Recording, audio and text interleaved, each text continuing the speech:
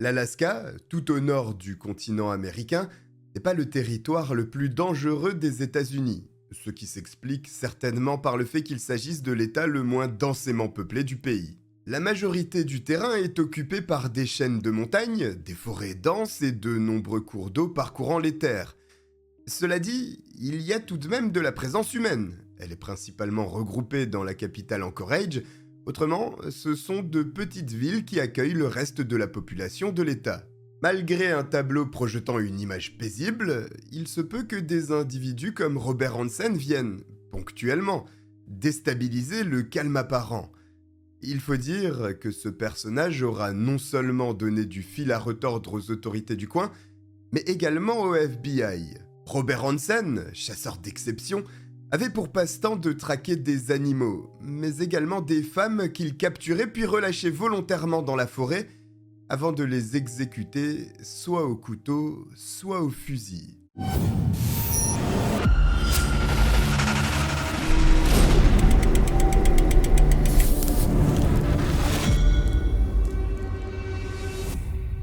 Mais heureusement, des Robert Hansen, il n'y en a pas tous les jours.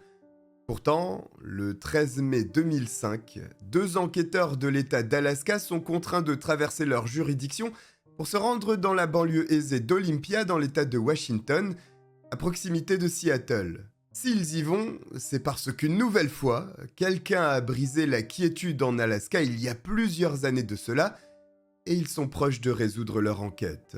Michelle Hughes est une jeune femme de 22 ans, née en octobre 1972, originaire de l'État de Louisiane, qu'elle quitte en 1994 après être tombée amoureuse de l'Alaska suite à des vacances entre amis. Bien sûr, ce qu'elle a apprécié est le contraste saisissant entre l'environnement urbain classique des États-Unis en Louisiane et les étendues majestueuses de nature, y compris à proximité des villes en Alaska. Et quand elle débarque dans la région, à Anchorage plus précisément, elle n'a pas réellement d'expérience professionnelle. Elle est débrouillarde cependant, ce qui la conduit à travailler comme stripteaseuse dans un club nommé The Great Alaska Bosch Company. Ce n'est pas n'importe quel endroit, il s'agit de l'un des plus renommés où Michelle est particulièrement appréciée, notamment par la clientèle. Quand une danseuse satisfait les clients de l'un des établissements les plus réputés, naturellement, la rémunération de cette dernière est à hauteur de sa popularité. C'est ainsi qu'en quelques mois seulement, la jeune femme accumule suffisamment de fonds pour contracter un emprunt et occuper sa propre maison en Alaska. Là où Michelle fait la différence avec les autres employés du club, ce n'est pas sur la danse en elle-même, domaine dans lequel elle n'était pas plus talentueuse qu'une autre. C'est son bagou, son aisance à communiquer avec les hommes venus se rincer l'œil qui font qu'elle est tant sollicitée. Elle s'assoit régulièrement aux tables des clients pour enclencher une discussion qui, à l'évidence, est plaisante pour eux.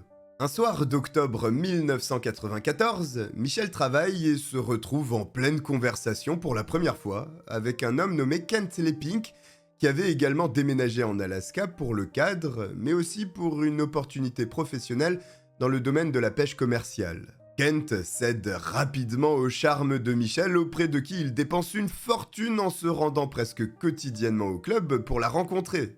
Tandis que cette ambiguïté est volontairement entretenue la plupart du temps par Michelle, pour susciter l'envie chez les hommes de revenir le plus souvent possible, Kent semble développer une relation privilégiée où les sentiments apparaissent être réciproques du côté de la jeune femme.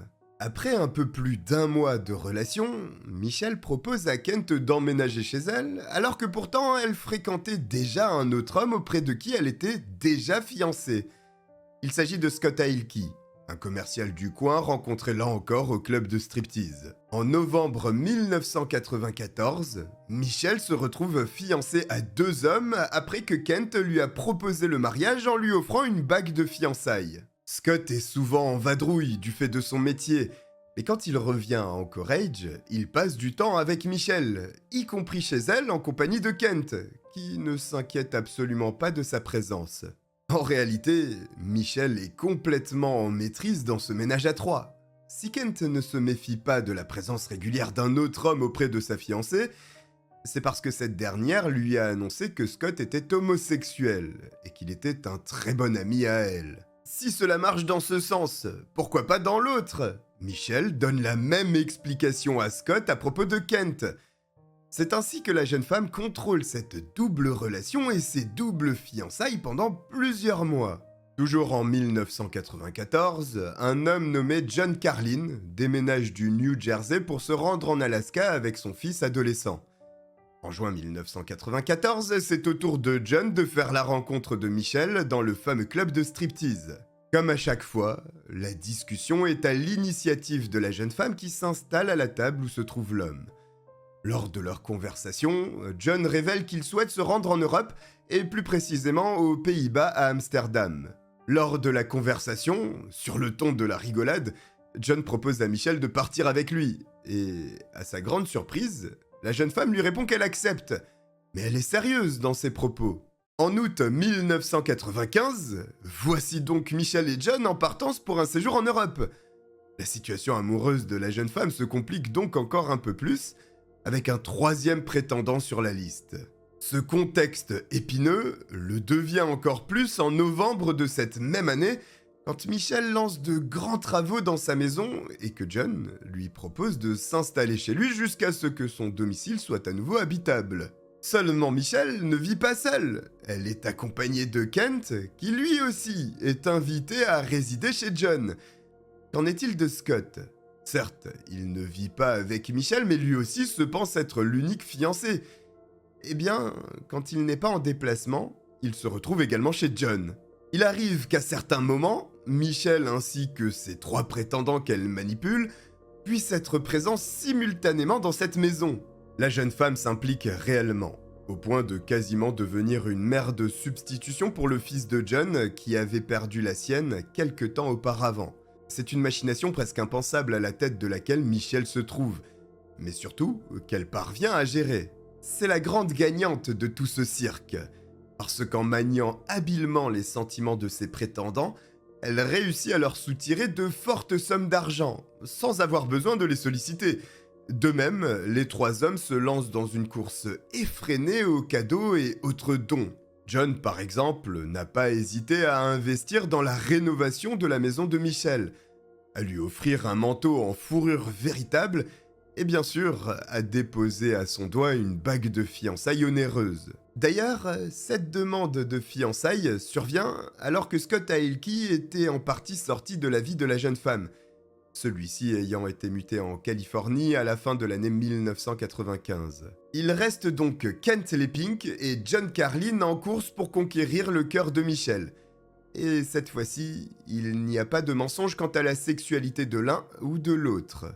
Kent compte bien se marier avec la jeune femme, comme cela est prévu normalement. Seulement, pour que cette union sacrée se réalise, il va falloir être celui pour lequel Michel décidera d'écarter les autres, ce qui n'est pas gagné. La jeune femme est bien plus proche de John, au point que Kent est de plus en plus ignoré par elle. Il lui est presque indifférent, ce qui est dur. D'autant plus que pour la voir, cela se complique également, puisque l'homme ne réside plus chez John à présent. Cependant, il n'a absolument pas l'intention d'abandonner parce qu'il est amoureux de cette femme, malgré les agissements de celle-ci qui laissent largement penser qu'aucun des sentiments qu'il ressent n'est réciproque. Après quelques mois, la tâche devient encore plus complexe, puisque Scott Ailke revient dans la vie de Michel qui se rend toutes les 2 semaines en Californie pour lui rendre visite. Lorsque la jeune femme n'est pas avec John, c'est aux côtés de Scott qu'elle passe son temps, délaissant complètement le pauvre Kent, qui lui fait comme si de rien n'était, poursuivant l'organisation de son mariage avec Michel. Quelques mois plus tard, la persévérance de l'homme finit par payer lorsqu'il annonce à ses proches que Michel est enfin d'accord pour fixer la date à laquelle aura lieu le mariage. Effectivement, à force de persuasion, Kent et Michel ont fini par se rapprocher à nouveau, si bien qu'ils ont désormais un compte bancaire en commun. L'homme a même écrit son testament en vue de léguer tous ses biens à sa future femme, et enfin, ils ont souscrit mutuellement à des polices d'assurance vie en se désignant l'un et l'autre bénéficiaires. Ce dernier point n'a pas beaucoup plu à Michel, qui perçoit ce geste comme une forme d'enfermement et de contrainte.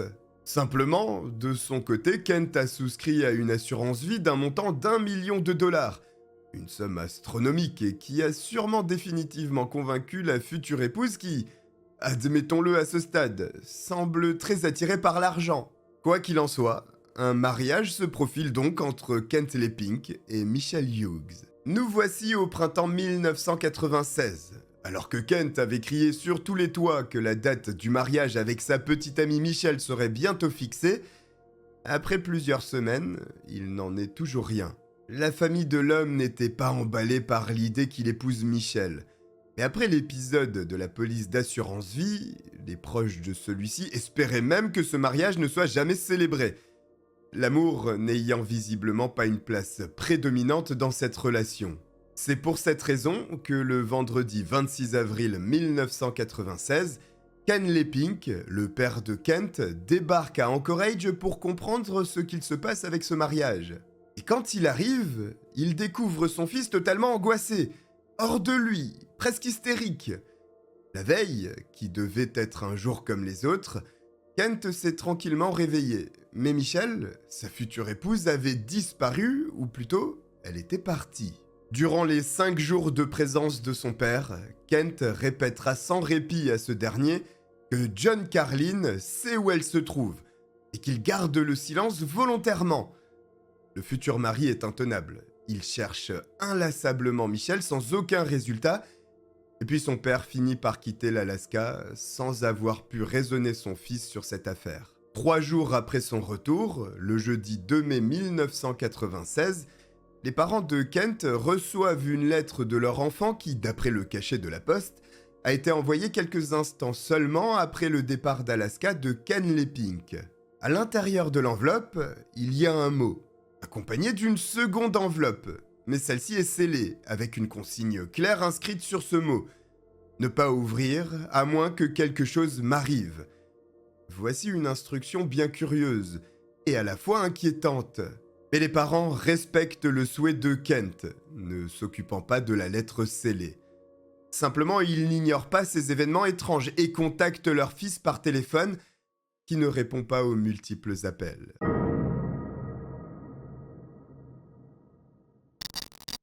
Le jeudi 2 mai 1996, le même jour où les parents de Kent ont reçu la curieuse lettre de leur fils, une équipe de techniciens se rend sur le site d'une antenne relais pour une opération de maintenance à l'extérieur de la ville de Hope.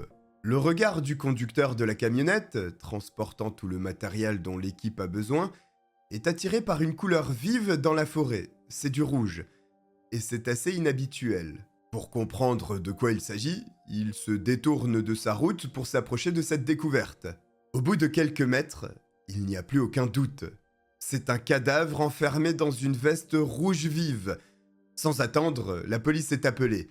Et après 1 heure, les lieux sont remplis d'agents de police. Le cadavre est celui d'un homme. 3 douilles de calibre 44 sont découvertes sur ce lieu qui a tout l'air d'être celui d'un crime. 2 empreintes de pas sont facilement reconnaissables. À l'évidence, il y a celle de la victime. Et d'autres qui seraient certainement celles de la personne l'ayant abattue. Le mystère autour de l'identité de la dépouille est très vite levé, dans la mesure où son portefeuille se trouve toujours sur lui. Et il s'agit de Kent Lepink. La cause de la mort également est facilement devinable, puisque le corps de ce dernier a été transpercé par balle à 3 reprises au niveau du dos, de l'estomac et du visage. Malgré tout, la mort n'a pas été instantanée. Le pauvre homme est décédé après plusieurs minutes. Les enquêteurs remarquent que les objets de valeur, comme son portefeuille ou bien son chéquier, sont toujours en place, ce qui laisse penser que le vol n'était pas nécessairement le mobile de ce crime. Toujours sur le cadavre de Kent est découvert un formulaire récapitulant un changement de bénéficiaire pour son assurance vie, passant au bénéfice de ses parents Ken et Betsy Lepink, mais la police n'a aucune idée du bénéficiaire précédent, ni du montant de cette assurance vie. C'est un indice, mais qui n'est pas des plus utiles pour le moment. À vrai dire, la police n'a pas réellement de début de piste concret, et encore moins de suspect. Qui a pu vouloir se débarrasser de Kent Lepink ? Son assurance vie est-elle la clé pour résoudre ce meurtre ? Ou est-ce un trompe-l'œil ? Pour débuter leur enquête, le vendredi 3 mai 1996, les policiers vont toquer à la porte de la femme dont le nom se trouve sur le compte qu'elle partage avec Kent, Michelle Hughes. Lorsque les enquêteurs la questionnent à propos de celui qu'elle doit épouser, elle confirme qu'il est bien son petit ami, seulement elle tempère immédiatement, en détaillant que leur relation n'était pas une relation classique. En plus de Kent, elle a un autre petit ami à qui elle rend régulièrement visite en Californie et avec qui elle se trouvait au lac Tahoe quelques jours avant le drame. Elle parle bien entendu de Scott Ailkey. La jeune femme affirme que depuis ce voyage de plusieurs jours, elle n'a pas vu Kent. Ce n'est qu'à ce moment que la mort de celui-ci lui est révélée. Elle fond en larmes face au policier l'interrogeant. Et puis, elle continue d'exposer les détails de cette liaison atypique, soulignant que les fiançailles n'étaient pas ce qu'elles semblaient être. En tout cas, en ce qui la concerne. Elle servait principalement de subterfuge pour Kent, afin de dissimuler un secret bien gardé auprès de sa famille, son homosexualité. Une révélation qui élargit encore un peu plus le champ des suspects potentiels, compliquant dans le même temps une enquête dont le nombre de pistes est bien faible. Qui aurait pu vouloir la mort de Kent Lepink ? Le samedi 4 mai 1996, c'est au tour des parents de l'homme d'apprendre son décès. Leur premier réflexe est de consulter cette fameuse lettre scellée que leur fils avait rédigée à leur égard, avec pour consigne de l'ouvrir uniquement si un drame se déroulait. Le récit de Kent à travers cet écrit est stupéfiant. Il indique que s'il devait mourir, son assassin se trouverait parmi une liste de 3 noms qu'il mentionne.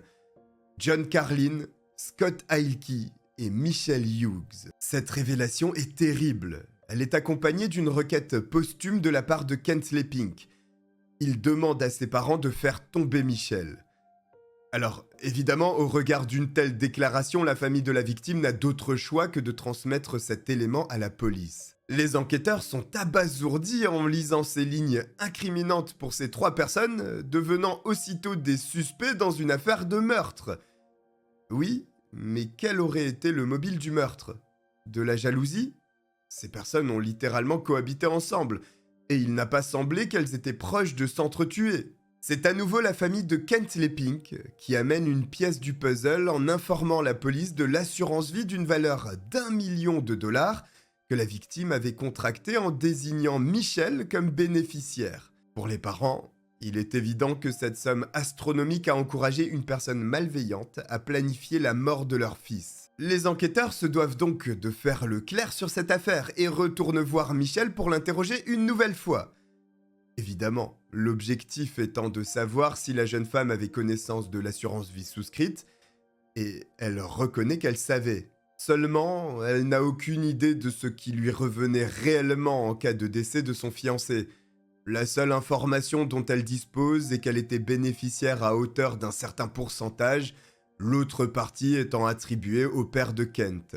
Entre-temps, Kent avait fait changer les bénéficiaires de cette assurance vie pour que seul le nom de ses parents apparaisse désormais.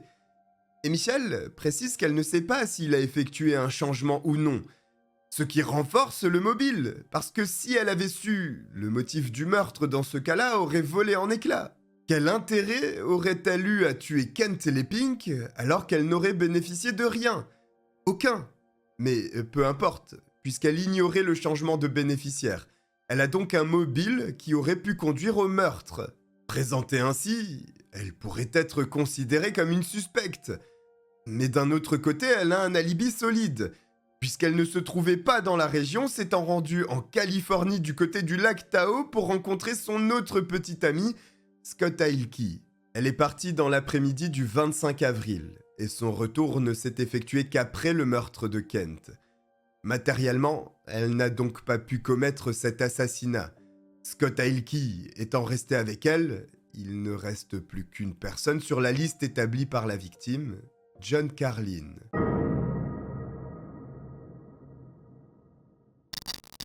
Si c'est bien John Carlin l'auteur de ce meurtre, comment s'y est-il pris pour amener Kent seul à cet endroit et quelles pouvaient être ses motivations ? Il n'y a qu'un seul moyen de le savoir, c'est en discutant directement avec lui. Les enquêteurs débutent leur interrogatoire en demandant simplement ce que John sait à propos de toute cette affaire. Mais rapidement, l'homme annonce qu'il est incapable d'apporter son aide aux policiers, puisqu'il est nullement impliqué dans ce meurtre. D'emblée, cette affirmation pose un problème, parce qu'en arrivant, les enquêteurs ont remarqué la voiture de la victime devant la maison de John. Comment n'aurait-il rien à voir avec les derniers instants de l'homme assassiné, alors que le dernier endroit où il semble s'être garé est chez lui? D'autant plus que les agents ne se sont pas privés pour fouiller le véhicule.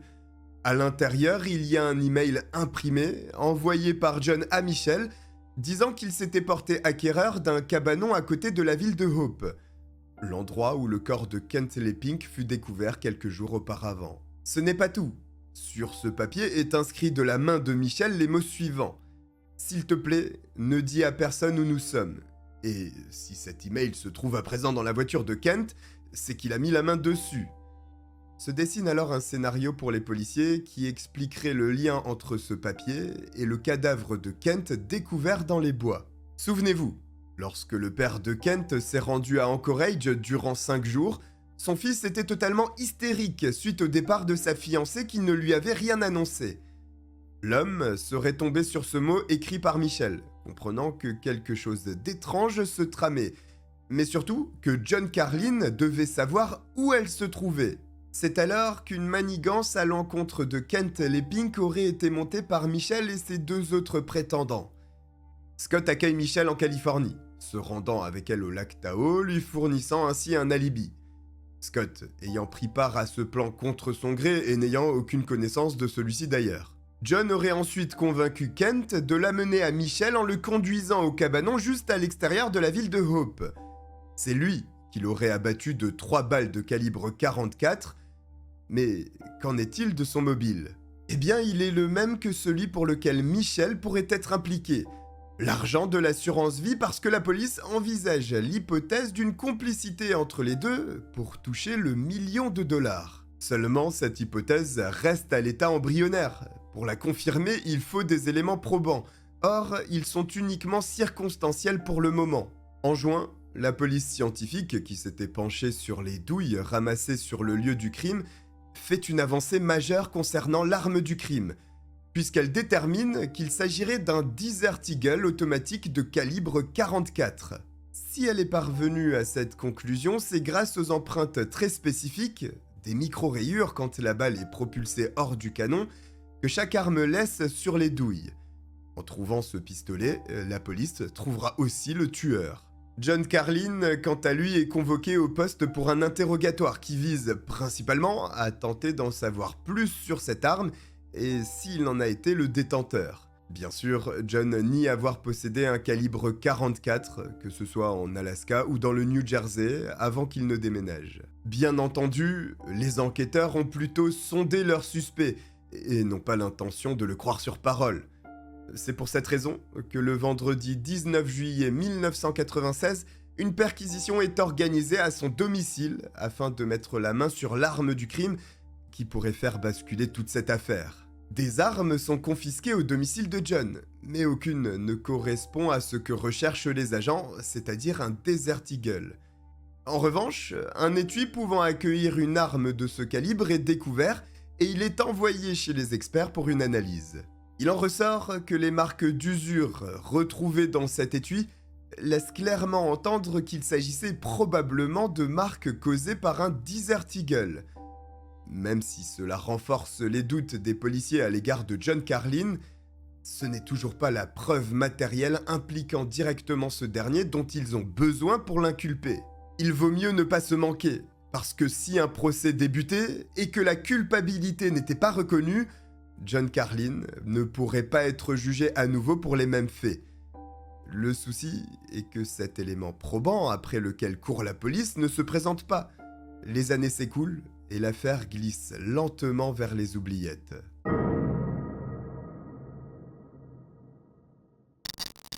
Depuis le meurtre de Kent Leppink, 8 années se sont écoulées et nous voici en 2004. Entre-temps, tout ce petit monde concerné par cette ignoble affaire de meurtre s'est dispersé aux 4 coins du pays, quittant l'Alaska. John Carlin est retourné dans le New Jersey, Scott Ailkey réside toujours en Californie, Et Michel a posé ses valises en Louisiane pour reprendre ses études puis être diplômé de l'université. Malgré toutes les fiançailles qui avaient eu lieu en Alaska, la jeune femme n'a jamais épousé aucun de ses prétendants, mais a finalement dit oui à un médecin nommé Colin Linhan avant de devenir mère de famille.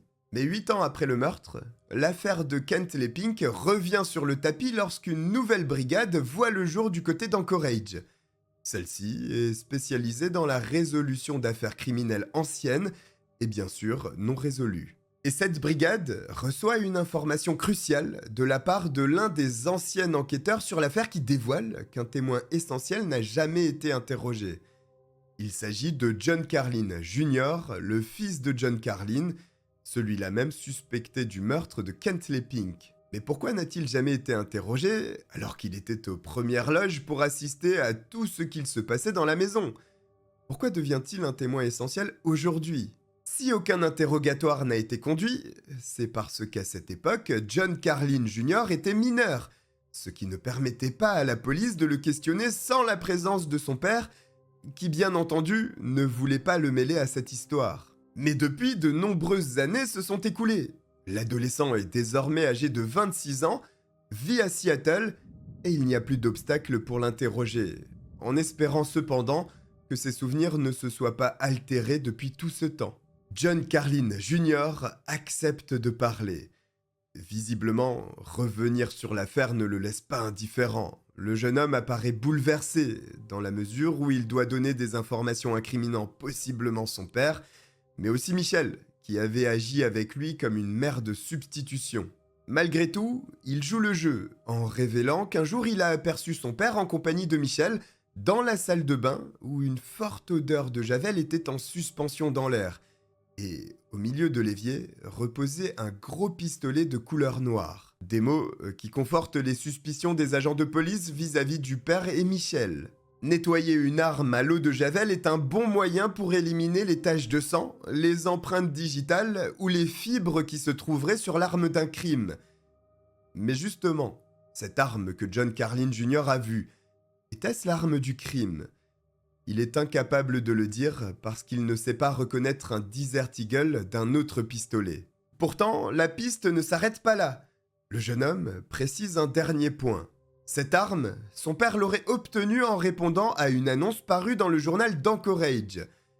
Les enquêteurs fouillent donc les archives et tombent sur une annonce intéressante, mettant en vente un Desert Eagle datant du mois de janvier 1995, avant le meurtre de Kent Lepink. C'est un homme qui vendait cette arme. Il est interrogé, mais il est incapable de reconnaître John Carlin. En revanche, il est sûr d'être allé chez lui, parce qu'il se souvient de certains meubles se trouvant dans la maison du suspect. Mais surtout, il reconnaît l'étui que la police avait saisi chez John. Il affirme qu'il avait vendu son Desert Eagle avec cet étui. Ce témoignage est crucial, puisque cela signifie que le suspect a menti lors des interrogatoires initiaux, en clamant qu'il n'avait jamais possédé de Desert Eagle. Le 13 mai 2005, 9 ans après le meurtre de Kent Lepink, les enquêteurs de l'Alaska effectuent un nouveau déplacement vers l'État de Washington, plus précisément à Olympia, où Michel et son époux Colin ont élu domicile après leur départ de la Nouvelle-Orléans. Michel se montre coopérative, invitant les agents à entrer, qui ne perdent pas de temps en posant directement la question à la jeune femme. Qui est le meurtrier de Kent Lepink? Elle donnera plusieurs versions, des théories en réalité. L'une d'entre elles mentionne John Carlin comme étant l'assassin. Évidemment, elle ne s'inclut pas dans la manigance, expliquant qu'elle n'a rien à voir avec tout ça. Peut-être, mais c'est face à un tribunal qu'elle devra en faire la démonstration, parce que les poursuites pour le meurtre de Kent Lepink sont dirigées aussi bien à l'encontre de John Carlin que de Michel Linhan. C'est John Carlin qui est jugé en premier au cours de l'année 2007. Son propre fils se rend à la barre pour répéter ce qu'il avait annoncé aux enquêteurs quelques mois auparavant, et notamment décrire devant le jury la scène qu'il avait observée dans la salle de bain. Les avocats de John ne nient pas que ceci s'est produit. Ils indiquent par contre que l'accusé tentait simplement de protéger Michel, qui est la responsable de la mort de Kent Lepink, en omettant cependant un point fondamental: la femme se trouvait au lac Tahoe avec Scott Ailke quand Kent a été abattu. Mais alors, quel était le mobile du meurtre? L'argent, si l'on en croit l'accusation qui a mis la main sur un échange de mails entre John et Michelle. Cette dernière expliquant que les Seychelles étaient un endroit idéal, parce que peu importe le crime commis, il n'y a pas d'extradition. Ce voyage aux Seychelles aurait dû être financé par l'assurance vie, dont était bénéficiaire la jeune femme. Mais bien sûr, il n'a jamais eu lieu, puisqu'entre-temps, Kent avait enlevé le nom de Michelle sur cette assurance vie. John Carlin a donc été manipulé, mais il est l'auteur du meurtre d'après l'accusation. C'est au jury de décider s'ils suivent ou non cette théorie. Après plusieurs jours de délibération, le jury populaire reconnaît John Carlin coupable du meurtre de Kent Lepping, mais sa sentence ne sera prononcée qu'après le procès de Michelle Linehan qui débute le 20 septembre 2007.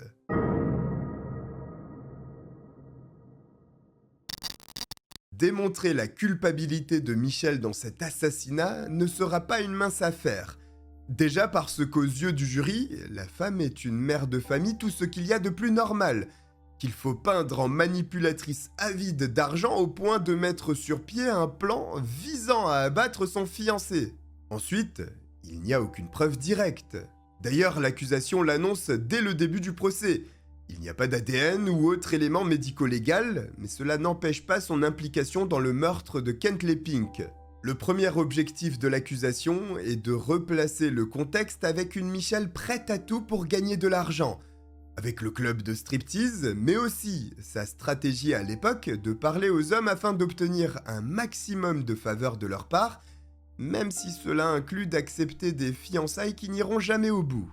Ce profil est important, parce que l'accusation tente de démontrer que les agissements de Michelle ont été motivés par l'argent de l'assurance vie de Kent Lepping. Le problème est qu'il n'y a aucune preuve directe incriminant Michelle, si ce n'est ses échanges de mails avec John Carlin, qui restent néanmoins imprécis et qu'il est difficile de relier au meurtre. Par ailleurs, la défense avance que le meurtre commis par John n'a pas pour motif l'argent, mais la jalousie. Il a souhaité éliminer un prétendant d'une femme qui lui faisait tourner la tête sans qu'elle soit impliquée, n'étant pas présente ce jour-là. D'un autre côté, si Michelle était si innocente, pourquoi Kent, dans la lettre qu'il a transmise à ses parents en cas de malheur, la désigne comme une personne à faire tomber à tout prix? Et pourquoi se trouvait-elle dans la salle de bain autour d'une arme à feu avec John?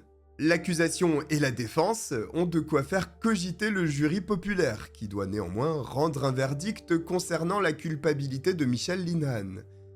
Le 22 octobre 2007, le président du jury annonce que ce dernier reconnaît coupable Michelle Linehan du meurtre de Kent Lepping. La sentence de John Carlin et Michelle Linehan ne sera connue qu'au cours de l'année 2008.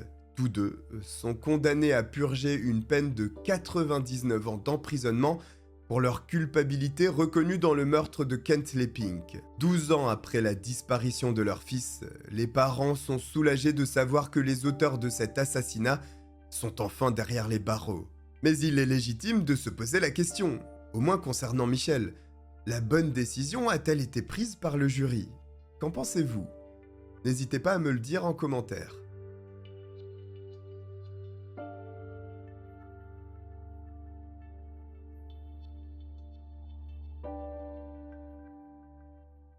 Si vous avez apprécié que je vous raconte cette histoire, n'hésitez pas à vous abonner en activant la cloche et à me suivre sur les réseaux sociaux disponibles en description. Je vous remercie de m'avoir regardé et je vous dis à très bientôt. Bye.